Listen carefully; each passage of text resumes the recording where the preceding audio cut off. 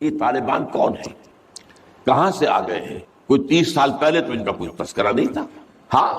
افغانستان میں طالب علموں کو طالبان کہہ دیا جاتا تھا، اس پہلو سے تو وہ موجود تھے، لیکن طالبان ایک سیاسی یا عسکری قوت کی حیثیت سے کیسے منظر پر آئے، اس کے لیے نظر دینا ہوگا افغانستان کی تاریخ کے پچھلے 30-35 سالوں کا۔ افغانستان میں آپ کو معلوم ہے کئی سو سال سے ایک بادشاہی نظام چل رہا تھا، اور اکثر و بیشتر بڑا اطمینان کے ساتھ چل رہا تھا، امن کے ساتھ چل رہا تھا۔ اگرچہ افغانستان کے جو دیہی علاقے تھے ان میں رہنے والوں کی جو اکثریت، عظیم اکثریت ہے، وہ بڑی شدید مذہبی انداز کی تھی، نماز روزہ اور اس پردہ حجاب یہ ان کے کلچر میں شامل ہے۔ یوں سمجھیے کہ یہ مذہب ہونے کا پہلو بعد میں آتا ہے، ان کے کلچر کا جز ہے۔ لیکن یہ ہے کہ جو بڑے شہر تھے، خاص طور پر کابل، وہ پوری طرح ویسٹرنائز ہو چکا تھا بادشاہ کے نظام کے تحت۔ جب شاہ ظاہر شاہ آئے تھے ایک دفعہ پاکستان، ان کے ساتھ ان کی بیگم بھی تھی بلکہ، اور وہ اسکرٹ پہنے ہوئے تھے، ٹانگیں ان کی ننگی تھی، تو لوگ بڑے حیران ہوئے تھے، افغانستان، افغان بادشاہ کی بیگم جو ہے افغان ملکہ اس لباس میں۔ لیکن واقعہ یہی ہے کہ کابل جو ہے پورے طور پر ویسٹرنائز تھا، اکثر و بیشتر وہاں بھی جو لوگ نچلے طبقات میں تھے ان کے اندر ظاہر بات ہے کہ مذہب کا وہ جو کلچر ہے ان کا وہ موجود تھا۔ اس کیفیت میں ایک سڈن چینج آئی جب سردار داؤد خان نے تختہ الٹا ظاہر شاہ کا، اور ان کی لیننگز جو ہیں، رجحان جو ہیں، وہ روس کی طرف زیادہ تھے، لیکن یہ کہ وہ کوئی خالص نظریاتی کمیونسٹ نہیں تھے۔ اس کے بعد آپ کو یاد ہوگا یکے بعد دیگرے کئی قتل ہوئے، سردار داؤد کو کسی نے قتل کیا، پھر اس کو کسی اور نے قتل کیا، پھر کسی اور نے قتل کیا، اور اس کے بعد آخر میں کیا ہوا کہ روسی فوجیں اور کرمل جو تھا اس کے ساتھ روسی فوجیں آ گئی۔ تو یہ جو ایک تبدیلی ہوئی ہے، اس کے خلاف جو ہے اسلامی قوتوں کی طرف سے ریزنٹمنٹ آئی، اس لیے کہ اگرچہ ان تبدیلیوں کے دوران کمیونزم جو ہے وہ کم سے کم جو شہری علاقے تھے افغانستان کے، اس میں مضبوط قدم جما چکا تھا۔ پارٹیاں دو تھیں، پرچم اور خلق، لیکن ان دونوں کے درمیان فرق وہی تھا جو رشین ریولیوشن میں مونشوکس اور بولشوکس کا تھا۔ پارٹیاں دو لیکن نظریہ ایک، کمیونزم ایک، قیادتیں دو جدا، دو پارٹیاں۔ اسی طریقے سے ان کی پارٹیاں دو تھیں، آپس میں ان کا جو ہے پاور سٹرگل بھی جاری تھی، لیکن کمیونزم کے اوپر وہ بالکل جو ہے پورے متفق تھے۔ اب یہاں پاکستان میں اس کا جو رد عمل ہوا اس کو سمجھیے، جو بہت صحیح ہوا۔ ابھی جب کہ وہ ریزسٹنس شروع ہوئی تھی اور روسی فوجیں نہیں آئی تھیں، ابھی گویا کہ ایک لوکل فینومینا تھا، گویا کہ سب کچھ جو ہے وہ افغانستان کے اندر، جس کو میلٹنگ پاٹ کہتے ہیں، اسی کے اندر تھا۔ تو اس وقت بھی ظاہر بات ہے کہ کمیونزم کے خلاف مسلمانوں کے اندر اور مذہبی مزاج کے لوگوں کے اندر ایک رد عمل شروع ہوا، ریزسٹنس شروع ہوا، اور ان میں خاص طور پر کالجوں اور یونیورسٹیوں کے طلبہ کا حصہ بہت زیادہ تھا۔ یہ لوگ جو ہیں یا تو جماعت اسلامی کے زیر اثر تھے، اور یا زیادہ تر جو ہے الاخوان المسلمون کے زیر اثر تھے۔ انہی کے لیڈروں میں حکمت یار تھے، گلبدین حکمت یار، انہی میں احمد شاہ مسعود، اور ان دونوں کی بڑی گہری دوستی تھی، بہت گہرے ایک دوسرے کے ساتھ یہ گویا کہ کامریڈز تھے اور ساتھی تھے۔ پھر استاد ربانی، عبد الرسول سیاف، اس قسم کے لوگ، ان لوگوں نے جو ریزسٹنس موومنٹ شروع کی، تو یہاں بھٹو صاحب نے اس وقت بالکل صحیح قدم اٹھایا۔ ان میں سے بعض لوگوں کو دعوت دی، وہ آئے دارالحکومت میں، بھٹو صاحب کے مہمان رہے، ان کی پیٹھ تھپ کی کہ ٹھیک ہے کرو کوشش، اور یقیناً کچھ نہ کچھ جو ہے انہیں مدد بھی دی ہوگی، لیکن یہ کہ اس کے بارے میں مجھے معلوم کچھ نہیں ہے۔ اندازہ ہے کہ جب بلایا ہے، پیٹھ تھپ کی ہے، اس لیے کہ ظاہر بات ہے ان کو معلوم تھا یہ کہ اگر جو ہے یہاں پر کمیونزم آ گیا اور خاص طور پر روس اگر قابض ہو گیا تو پھر اس کا اگلا قدم پاکستان ہے۔ گویا کہ وہ جو صدیوں پرانا خواب ہے روسیوں کا، وہ زار کے زمانے کا خواب ہے کہ سائبیرین ریچ جو ہے وہ بہت ہی چاہتا تھا کہ کسی طریقے سے یہ افغانستان اور پاکستان کو رونگتے ہوئے، اور وہ جو ہے بحیرہ عرب، عربین سی اور بحر ہند، انڈین اوشن کے گرم پانیوں تک پہنچ جائے۔ لہذا افغانستان میں قدم جم گئے تو ظاہر بات ہے کہ اس کے بعد اگلا ہدف جو ہے وہ پاکستان ہوگا۔ تو یہ صورتحال تھی کہ جس میں بھٹو صاحب نے جو قدم اٹھایا وہ بالکل صحیح تھا۔ بعد میں جب روسی فوجیں آ گئیں، اب ایک ریزسٹنس شروع ہوئی زبردست۔ ان میں سب سے پہلی ریزسٹنس جو ہے وہ در حقیقت جو جہاد شروع ہوا ہے وہ جہاد فی سبیل الحریت تھا۔ اس کی بنیاد مذہبی نہیں تھی بلکہ آزادی، اس لیے کہ افغان قوم جو ہے وہ غلام رہنے کی عادی نہیں ہے، اس کے لیے ذہناً تیار نہیں، جذباتی طور پر تیار نہیں، یہ پوری تاریخ کی حقیقت ہے یہ۔ چنانچہ اسی زمانے میں جب روس کے خلاف جنگ جاری تھی اور جہاد ہو رہا تھا افغانستان میں، تو مارگریٹ تھیچر ایک دفعہ آئی تھی پاکستان کے دورے پر، اور وہ طورخم پر جا کر انہوں نے خطاب کیا تھا کچھ لوگوں سے، جس میں بڑے تاریخی جملے مجھے آج تک یاد ہیں۔ We learned our lesson and the Russians will also soon learn their lesson۔ Afghanistan کے بارے میں ہم نے سبق سیکھ لیا تھا، ہم نے بار بار فوج کشی کی، اور فتح کیا، لیکن اپنا قبضہ برقرار نہیں رکھ سکے۔ اسی طریقے سے بالفرض اگر روس نے قبضہ کر بھی لیا تو وہ یہاں رہ نہیں سکے گا۔ یہ سبق جو ہے ہم نے تو سیکھ لیا ہے، روسی بھی سیکھ لیں گے۔ بہرحال اس وقت جو صورتحال پیدا ہوئی اس میں ایک فیکٹر جو نیا آیا اس کو ذہن میں رکھیے۔ اس وقت پورے عالم اسلام میں احیاء اسلام اور نفاذ شریعت کا ایک جذبہ پروان چڑھ رہا تھا۔ یہ جذبہ شروع ہوا ہے کب؟ جب کہ کولونیل رول کا بستر طے ہونا شروع ہوا، یہ یورپین جو پاورز تھی انہوں نے اپنا بستر رول کرنا شروع کیا، تو جیسے جیسے مسلمان ممالک آزاد ہوئے ان کو یاد آیا، جیسے آدمی کو نیند سے اٹھے تو یاد آیا کہ میں نے کوئی خواب دیکھا تھا، یاد آیا کہ ہمارا بھی تو ایک نظام ہوتا تھا نا، یا انگریزوں کے آنے سے پہلے، یا بلندیزیوں کے آنے سے پہلے، یا فرانسیسیوں کے آنے سے پہلے، یا اطالویوں کے آنے سے پہلے، یا اسپینیئرز کے آنے سے پہلے، یہ آخر ہمارا ایک نظام تھا، تو اب ہم اس نظام کو دوبارہ قائم کریں۔ یہ ایک جذبہ تھا، اگرچہ مبہم تھا، واضح نہیں تھا، اور یہ کہ آج کے دور میں اسلامی نظام کیا ہوگا، کیسے ہوگا، اس کے کوئی واضح تصورات نہیں تھے، لیکن جذبہ موجود تھا۔ اسی کو علامہ اقبال نے جو ہے ابلیس کی زبان سے کہلوایا ہے، وہ ابلیس کی مجلس شورا میں، کہ ہے اگر کوئی خطر مجھ کو تو اس امت سے ہے، نہ مجھے جمہوریت سے کوئی اندیشہ ہے، ہم نے خود شاہی کو پہنایا جمہوری لباس، یہ تو ہم نے خود ہی اس کو ایک لباس اڑا دیا ہے شاہی کو، اور اسے جمہوریت کا رنگ دے دیا ہے۔ وہ انڈیویجول ساورنٹی کی بجائے پاپولر ساورنٹی، کلیکٹیو ساورنٹی، وہ شرک جو کا تو ہے، کفر جو کا تو ہے، اور نہ مجھے اشتراکیت سے کوئی اندیشہ ہے۔ کب ڈرا سکتے ہیں مجھ کو اشتراکی کوچہ گرد؟ ہاں ہے اگر کوئی خطر مجھ کو تو اس امت سے ہے جس کی خاکستر میں ہے اب تک شرار عرش۔ یہ جو جذبہ تھا اور یہ جو تڑپ تھی، یہ اگرچہ پورے عالم اسلام میں تھی، لیکن کہیں بھی اس کی کوئی کامیابی کی صورت نظر نہیں آ رہی تھی۔ جذبہ بہت اس وقت ایسا ہوا کہ جہاد افغانستان کو ایک تو اس جذبے نے سپورٹ کیا، اور یہ جذبہ کھنچ کر آیا کہ شاید ہاں افغانستان کے اندر اب یہ کام عملاً ہو جائے گا۔ اس لیے پوری دنیا سے لوگ آئے، والنٹیئرز آئے، انہوں نے جانیں دی، انہوں نے وہاں پر محنتیں کی، اپنے کوئی انڈونیشیا سے چلا آ رہا ہے، کوئی برما سے چلا آ رہا ہے، کوئی فلسطین سے چلا آ رہا ہے، کوئی فلپائن سے چلا آ رہا ہے، کوئی تھائی لینڈ سے چلا آ رہا ہے، کوئی سعودی عرب سے چلا آ رہا ہے، کوئی مصر سے چلا آ رہا ہے، کوئی لیبیا سے چلا آ رہا ہے، کوئی چچنیا سے چلا آ رہا ہے، یہ سارے لوگ آئے وہاں، اس لیے کہ جذبہ یہ کہا گیا کہ یہ جہاد فی سبیل اللہ ہے۔ میں واضح کر چکا ہوں کہ میرے نزدیک وہ جہاد فی سبیل اللہ نہیں تھا۔ جہاد فی سبیل اللہ کی جو شرائط ہیں وہ یہ ہے کہ پہلے دعوت اور اس میں اتمام حجت، پھر جو دعوت کو قبول کرے انہیں منظم کرنا، ڈسپلن آرگنائزیشن میں لانا، ایک امیر کے تابع ہو کر اس سے بیعت کر کے، اور پھر یہ کہ ان کی تربیت، ان کا تزکیہ یہ ہو کہ دل میں سوائے اللہ کی رضا کے کوئی اور جذبہ باقی نہ رہ جائے۔ یہ مال و دولت دنیا یہ نہیں، کچھ نہیں، نہ حکومت نہ سیادت، صرف اللہ کا، اللہ کی رضا، اور یہ کہ جذبہ اتنا ابھر آئے کہ تن من دھن حتیٰ کہ جان دینے کے لیے تیار ہو جائے۔ یہ ساری شرائط ہیں جہاد فی سبیل اللہ کی۔ ظاہر بات ہے کہ وہاں پر تو جو ایک دم حملہ ہو گیا اور دوسری فوجی آ گئے تو نہ ان کاموں کا موقع تھا نہ اس کے لیے وقت تھا، وہ لوگ کھڑے ہو گئے۔ یہ جہاد فی سبیل الحریت تھا، آزادی کا جہاد، اور مسلمان جب آزادی کا جہاد کرتا ہے تو وہ بھی جہاد فی سبیل اللہ ہی کی ایک قسم ہے، جائز جہاد ہے، اس میں جان دینا بھی شہادت ہے، اگرچہ وہ جو ایک مثبت جہاد فی سبیل اللہ وہ تو ہمیں سیرت صحابہ اور سیرت النبی صلی اللہ علیہ وسلم میں اس کا پورا نقشہ ملتا ہے۔ بہرحال ایک تو یہ کہ وہ کشش ان کو کھینچ کر لائی، دوسری طرف امریکہ نے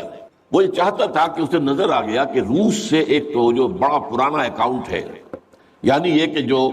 ویتنام میں روسیوں کے ہاتھوں شکست کھائی تھی امریکہ نے اور بھاگا تھا وہاں سے،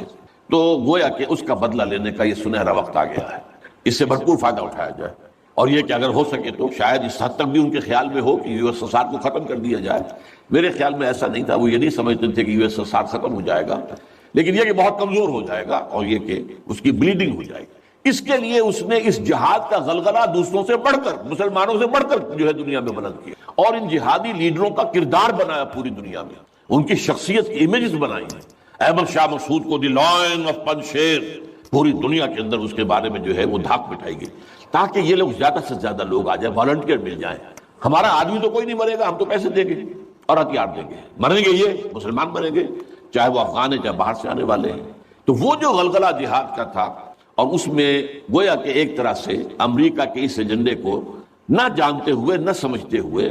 گویا کہ لا علمی میں جو تقویت پہنچائی وہ ایسے لیڈروں نے جن میں بن لادن بھی ہیں، وہ جہاد کے لیے لوگوں کو کھینچ کھینچ کر علم باری سے لے کر آئے، ان میں عبداللہ ابن عزام بھی تھے شہید رحمۃ اللہ علیہ، انہی میں عمر عبد الرحمن ہے جس وقت امریکہ کی جیل میں پڑے ہوئے۔ یہ سب لوگ کیا تھے؟ جہاد کے نام پر دنیا سے لوگوں کو لے کر آ رہے تھے، اور اس میں گویا کہ نہ جانتے ہوئے ان نوئنگلی وہ امریکہ کے اعلی کار بن گئے تھے۔ بہرحال اس میں نتیجہ جو نکلا، مجاہدین جب مجاہدین کو فتح ہو گئی، ظاہر بات ہے اس میں دونوں فیکٹرز ان میں رکھیے، صرف مجاہدین کی سرفروشی اور جاں فشانی نہیں، امریکہ کے ہتھیار نے یقیناً اس میں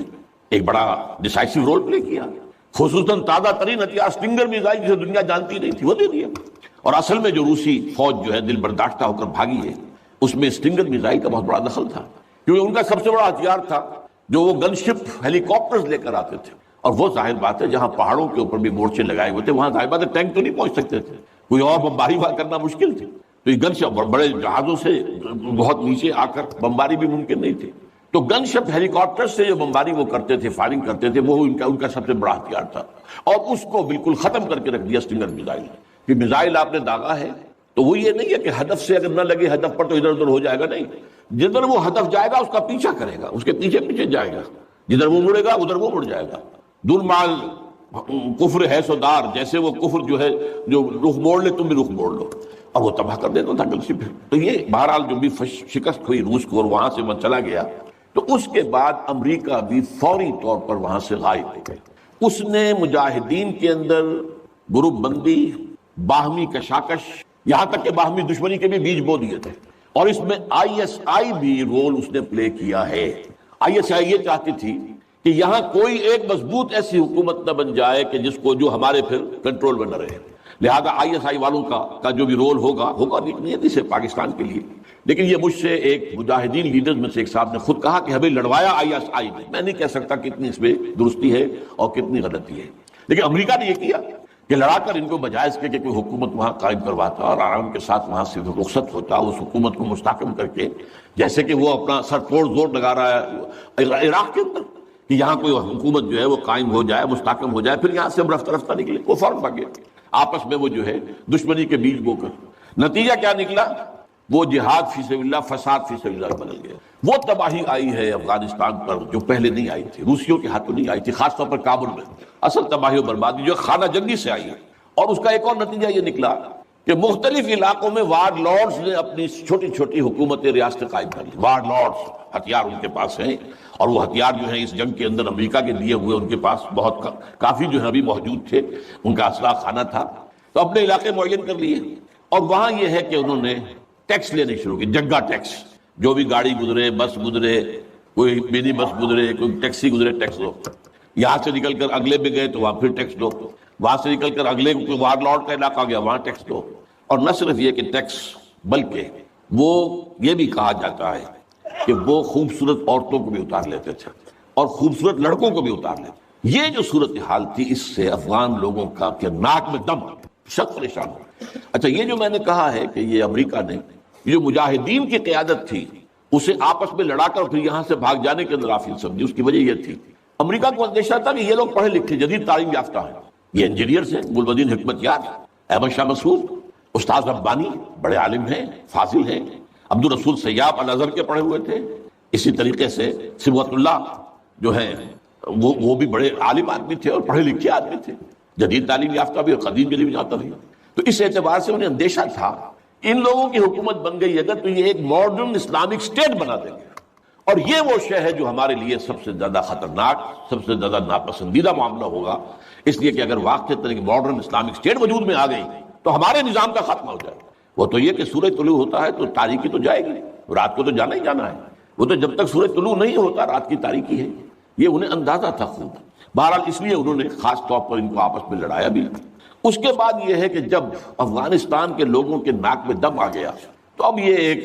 مرد مجاہد ملا عمر کھڑا ہوا، وہ کوئی بڑا عالم دین نہیں بلکہ پوری طرح جو ہے وہ تعلیم یافتہ بھی نہیں ہے عربی مدارس وغیرہ سے، اور ان کے ساتھ عربی مدارس کے طلباء طالبان وہ کچھ کھڑے ہو گئے کمر کس لیے کہ اب یہاں کسی طرح امن قائم کیا جائے۔ یہ پکار ایسی تھی کہ جو گویا کہ افغانوں کے دل کی پکار تھی، تنگ آئے ہوئے تھے ان وار لارڈ سے اور ان کے مظالم سے اور ان کے استحصال سے، لہذا وہ جہاں گئے ان کا استقبال ہوا، بہت سے لوگوں نے اپنے ہتھیار ان کے حوالے کر دیے، یہاں تک کہ گلبدین حکمت یار جو بالکل کابل کے پاس پڑا ہوا تھا اپنی فوجیں لے کر، اور گویا کہ وہ کسی فائنل اسالٹ کی تیاری میں تھا، جب یہ آئے ہیں تو اس نے راستہ دے دیا اور خود پیچھے ہٹ گیا۔ اس طریقے سے یوں سمجھیے کہ در حقیقت افغانستان میں ان طالبان کی حکومت جو ہے یہ گاڈ گیون ہے، تو یہ حالات نے اس درجے صورت اختیار کر لی تھی کہ یہ طالبان کو کوئی ریزسٹنس نہیں ملی اور ان کی جو ہے ایک حکومت قائم ہو گئی، بلکہ یہ گویا کہ اللہ تعالیٰ کی جو ہے حکمت کا ایک ظہور ہوا ہے۔ اس میں امریکہ نے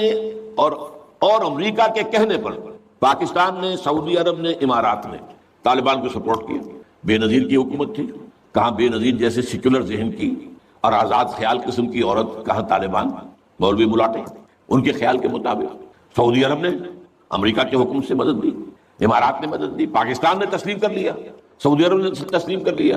اور امارات نے تسلیم کر لیا۔ ان کی جو ہے ایمبیسڈرز وہ آ کر یہاں بیٹھ گئے۔ اس کی وجہ کیا ہے؟ امریکہ سمجھتا تھا یہ ٹھیک ہے، یہ ملا ملاٹے ہیں، انہیں کوئی دنیا کا تو علم ہے نہیں، یہ جانتے ہی نہیں، لہذا ان سے کھیلنا آسان ہے، انہیں ہم اپنی انگلیوں پر نچائیں گے، ان کو کٹ پتلی بنا لیں گے۔ اس پہلو سے انہوں نے کہا کہ یہ اچھا ہے، یہ لوگ اگر آ جائیں تو ٹھیک ہے، وہ خطرہ نہیں ہے کہ یہاں کوئی ایک ایسا اسلامی نظام سامنے آ جائے جو جدید دنیا کے تمام تصورات اور تقاضوں کو بھی پورا کرتا ہو اور کتاب و سنت کے تقاضوں کو بھی پورا کرتا ہو۔ اس کا کوئی اندیشہ نہیں ہے، لہذا انہیں مدد دی۔ لیکن ہوا کیا؟ دو کام ایسے ہوئے ہیں کہ ایک تو افغانستان کے 90% علاقے پر قبضہ جو ہوا تو امن، کلی امن، چوری ختم، ڈکیتی ختم، زنا بالجبر ختم، زنا ختم۔ تو اب آنکھیں کھل گئی امریکہ کی، یہ کیا ہو رہا ہے؟ اور ملا عمر کے ایک حکم پر پاپی کی کاشت زیرو۔ اب یہ ہے کہ کفر کے ایوانوں میں پوری دنیا میں خطرے کی گھنٹیاں بجی۔ یہ معاملہ کیا ہے؟ نارضت عشق کے خونی جگرے پیدا شد، حسن لرزید کے صاحب نظرے پیدا شد۔ یہ تو ہم جس سے ڈر رہے تھے، جس کا ہمیں خوف تھا، جس کا ہمیں اندیشہ تھا، وہ تو حقیقت سامنے آ رہی ہے۔ ابھی تو پورا نظام کی کوئی بات نہیں ہے، ابھی تو انہوں نے چند سزائیں نافذ کی ہیں، اس سے زیادہ تو ابھی ان کا کانسیپٹ بھی کوئی نظر نہیں آیا۔ ہم خود جب گئے ہیں وہاں پر، میں ایک وفد لے کر گیا ہوں، نہ ان کے ذہن میں کوئی سیاسی نظام کا کوئی واضح تصور تھا، نہ میں نے ان سے پوچھا آپ کی کوئی پارلیمنٹ مجلس شورا مجلس سے ملی کہ نہیں کوئی نہیں ہے، نہ کوئی معاشی نظام کا ان کے سامنے نقشہ تھا۔ میں نے پوچھا کہ آپ کے یہاں بینک ہیں کہ نہیں ہے، میں نے کہا آپ اپنا پیسہ کہاں رکھتے ہیں؟ ہمارے پاس پیسہ ہے ہی نہیں۔ مطلب یہ کہ یہ کوئی نظام کی بات تھی نہیں، لیکن یہ کہ چوری کا ہاتھ کاٹنا، زنا کی سزا دینا، رجم کرنا، قتل کے بدلے قتل علی الاعلان میدان کے اندر، اور سر جو ہے قلم کرنا یا سینے کے اندر۔ ایک صاحب نے جو کہ آئی وٹنس تھے، انہوں نے دیکھا تھا کہ ایک شخص نے ایک دوسرے شخص کو قتل کیا سینے میں خنجر بھونک کر، اب اس کو پکڑ کر رسیوں سے باندھ کر لا کے ڈال دیا گیا اسٹیڈیم کے اندر، کھلا اور ٹھٹ لگے ہوئے لوگوں کے دیکھ رہے ہیں، اور اس کی بیوی سے، مقتول کی بیوی کے ہاتھ میں خنجر دے کر کہا گیا بھونکو اس کے سینے کے اندر، اس نے کیا۔ اب یہ جو مناظر ہیں، ان کو دیکھنے کے بعد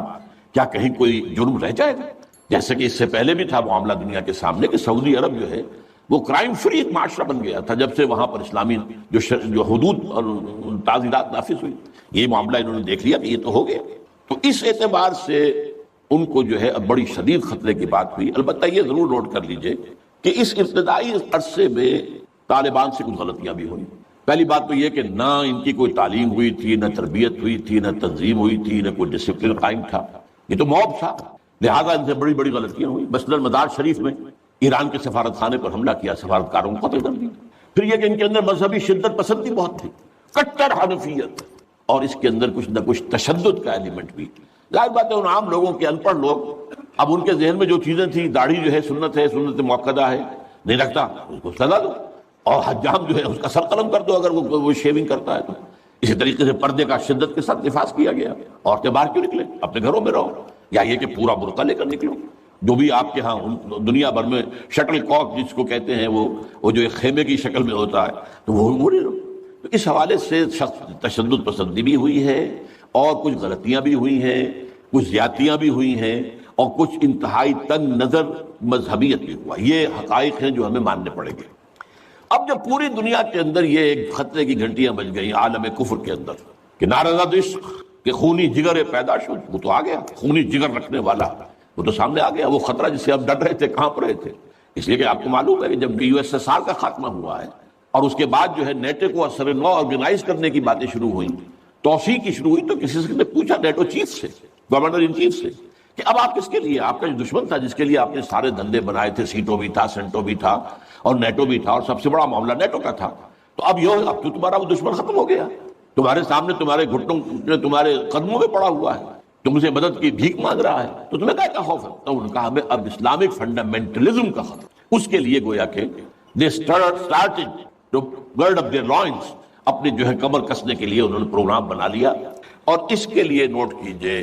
9/11 کا حادثہ فاجعہ خود کروایا، یہ ثابت شدہ حقیقت ہے اس وقت۔ اس میں طالبان کا تو خیر 0% بھی کوئی امکان نہیں، اس میں القاعدہ کا بھی کوئی حصہ نہیں۔ یہ ضرور معلوم ہوتا ہے کہ ان میں جن لوگوں کو انہوں نے اپنے آگے رکھ لیا تھا دنیا کو دکھانے کے لیے، کچھ نوجوان قسم کے جو پائلٹس تھے جنہوں نے چھوٹے چھوٹے جہازوں پر، چڑیوں جیسے جہازوں پر تربیت حاصل کی تھی، دکھانے کے لیے انہوں نے کیا ہے۔ ان میں سے کسی کا تعلق غالباً کوئی تعلق تھا جو کہ اسامہ ابن لادن کے ساتھ، جس پر کہ ان کو اس نے یہ کہہ دیا تھا کہ عنقریب ایک بہت بڑا واقعہ ہوگا، بس اس حد تک بات صحیح ہے۔ باقی قطعاً کوئی نہ اسامہ ابن لادن کا حصہ۔ یہ کروایا موساد نے، نیو کونز نے، CIA نے۔ کیوں کروایا؟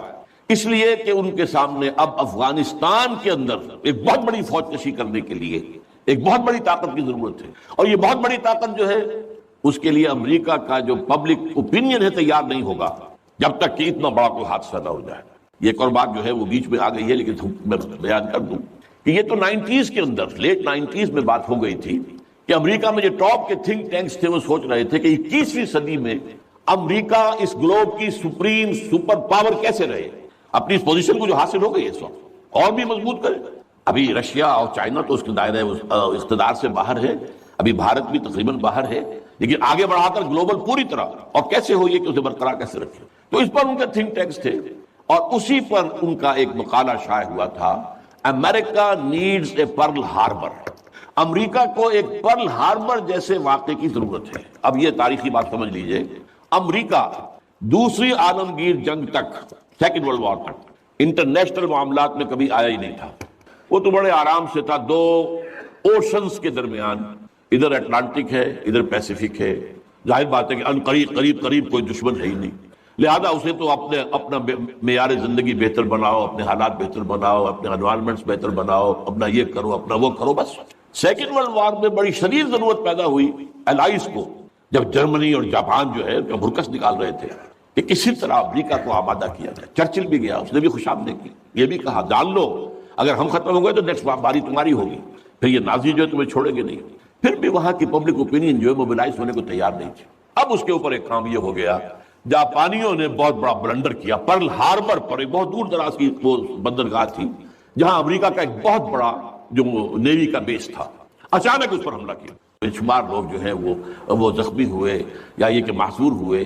اس پر غصہ چڑھا ہے امریکہ کو، اور وہ سویا ہوا شیر جاگا ہے، اور اس پر پھر وہ سیکنڈ ورلڈ وار میں آیا میدان میں، اور ظاہر بات ہے کہ جرمنی کو شکست اسی نے دی، اور یہ ہے کہ اسی کی فوجیں تھی کہ جو اتری ہیں نارمنڈی کے ساحل کے اوپر، اور اس کے بعد جو ہے پاسا پلٹا جنگ کا۔ تو اس اعتبار سے یہ خیال کیا گیا کہ کوئی نہ کوئی پرل ہاربر جیسا حادثہ اگر نہیں ہوگا تو